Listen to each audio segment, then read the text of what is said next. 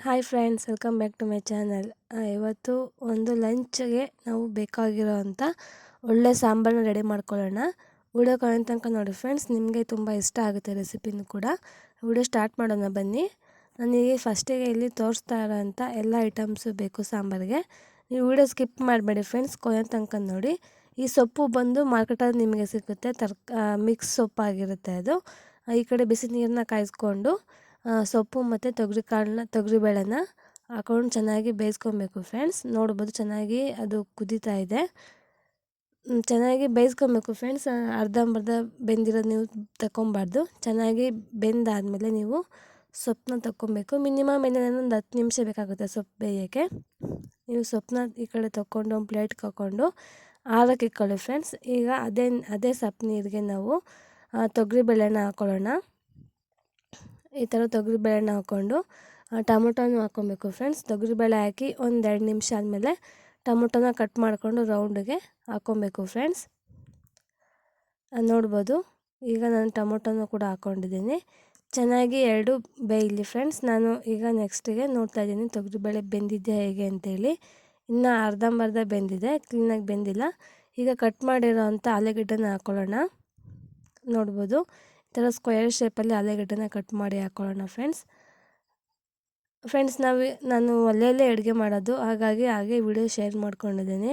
ಏನಾದರೂ ಡಿಸ್ಟರ್ಬೆನ್ಸ್ ಇದ್ದರೆ please sorry friends. ನಾನು ಈ ಕಡೆ ರುಬ್ಬಕ್ಕೆ ತೆಂಗಿನಕಾಯಿ ತುರಿ ಮತ್ತು ಈರುಳ್ಳಿನ ಕಟ್ ಮಾಡಿಕೊಂಡು ದಪ್ಪ ಥರವಾಗಿ ರುಬ್ಕೊಂಡಿದ್ದೀನಿ ಫ್ರೆಂಡ್ಸ್. ಈಗ ಅದೇ ರುಬ್ಬಿರೋ ಅಂಥ ಜಾರಿಗೆ ಸ್ವಲ್ಪ ಸಾಂಬಾರು ಪುಡಿ ಮತ್ತು ಬೇಯಿಸಿರೋಂಥ ಸೊಪ್ಪು ಮತ್ತು ತೊಗರಿಬೇಳೆ ಹಾಕ್ಕೊಂಡು ದಪ್ಪಾಗಿ ರುಬ್ಕೊಬೇಕು. ನೋಡ್ಬೋದು ನಾನು ಯಾವ ಥರ ರುಬ್ಕೊಂಡಿದ್ದೀನಿ ಅಂತೇಳಿ. ಈಗ ನಾವು ನೋಡೋಣ ಹೇಗೆ ಆಗಿದೆ ಅಂತೇಳಿ. ಟೊಮೊಟೊ ಕೂಡ ಕ್ಲೀನಾಗಿ ಬೆಂದಿದೆ, ತೊಗರಿಬೇಳೆನೂ ಕೂಡ ಕ್ಲೀನಾಗಿ ಬೆಂದಿದೆ ಫ್ರೆಂಡ್ಸ್. ನಾವೀಗ ಕಟ್ ಮಾಡಿರೋಂಥ ಬದನೆಕಾಯಿನ ಹಾಕ್ಕೊಳ್ಳೋಣ.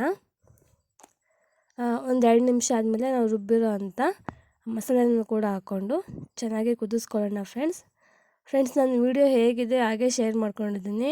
ನಿಮಗೆ ಫಾಸ್ಟ್ ಫಾರ್ವರ್ಡು ಆ ಥರ ಎಲ್ಲ ಏನೂ ಮಾಡಿಲ್ಲ. ಬೇಗ ಸಾಂಬಾರು ಆಗಿಬಿಡುತ್ತೆ ಫ್ರೆಂಡ್ಸ್. ಲಾಸ್ಟಿಗೆ ರುಚಿಗೆ ತಕ್ಕಷ್ಟು ಉಪ್ಪು ಹಾಕ್ಕೊಂಡು ಚೆನ್ನಾಗಿ ಬೇಯಿಸ್ಬೇಕು ಫ್ರೆಂಡ್ಸ್. ಈ ಸಾಂಬಾರನ್ನ ಚೆನ್ನಾಗಿ ಒಂದು 5ರಿಂದ 10 ನಿಮಿಷ ಚೆನ್ನಾಗಿ ಕುದಿಸ್ಬೇಕು ಸಾಂಬಾರು. ಆವಾಗೇ ನಮಗೆ ಒಳ್ಳೆ ಟೇಸ್ಟ್ ಕೊಡುತ್ತೆ ಫ್ರೆಂಡ್ಸ್. ಯಾರ್ಯಾರು ಲಂಚ್ ಟೈಮಲ್ಲಿ ಬೇಗ ಅಡುಗೆ ಮಾಡಬೇಕು ಅಂತ ಟೈಮ್ ಇರೋಲ್ಲ, ಅವ್ರಿಗೆ ಈ ರೆಸಿಪಿ ತುಂಬ ಯೂಸ್ ಆಗುತ್ತೆ.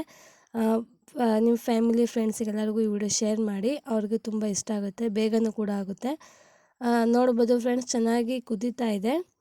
ನಾನು ಈ ಕಡೆ ಒಗ್ಗರಣೆನ ಹಾಕ್ಕೊತಾ ಇದ್ದೀನಿ ಫ್ರೆಂಡ್ಸ್. ನಾನು ಸಿಂಪಲ್ಲಾಗಿ ಒಗ್ಗರಣೆ ಹಾಕ್ಕೊತಾ ಇದ್ದೀನಿ. ಸ್ವಲ್ಪ ಎಣ್ಣೆ ಹಾಕ್ಕೊಂಡು ಸಾಸಿವೆ ಮತ್ತು ಕರಿಬೇವಿನ ಸೊಪ್ಪನ್ನ ಹಾಕ್ಕೊಂಡು ಚೆನ್ನಾಗಿ ಸಿಡ್ದಾದ್ಮೇಲೆ ಲಾಸ್ಟಿಗೆ ಕರಿಬೇವಿನ ಸೊಪ್ಪು ಹಾಕ್ಕೊಬೇಕು. ನೀವು ಬೇಕು ಅಂದರೆ ಬೆಳ್ಳುಳ್ಳಿ ಕೂಡ ಹಾಕ್ಕೊಬೋದು. ನೋಡ್ಬೋದು ಸಾಂಬಾರು ಕುದೀತಾ ಇದೆ. ಈಗ ಒಗ್ಗರಣೆ ಹಾಕ್ಕೊಂಡು ಸಾಂಬಾರು ರೆಡಿಯಾಗಿದೆ ಫ್ರೆಂಡ್ಸ್. ಒಗ್ಗರಣೆ ಹಾಕಾದ್ಮೇಲೆ ನಮಗೆ ಸಾಂಬಾರು ಪೂರ್ತಿಯಾಗಿ ರೆಡಿಯಾಗಿದೆ ಅಂತೇಳಿ.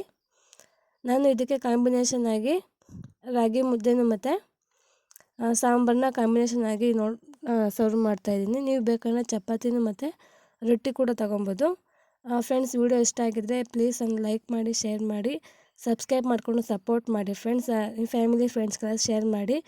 ರೆಸಿಪಿ ಆಗಿದೆ ಅಂತ ಕಮೆಂಟ್ ಮಾಡಿ.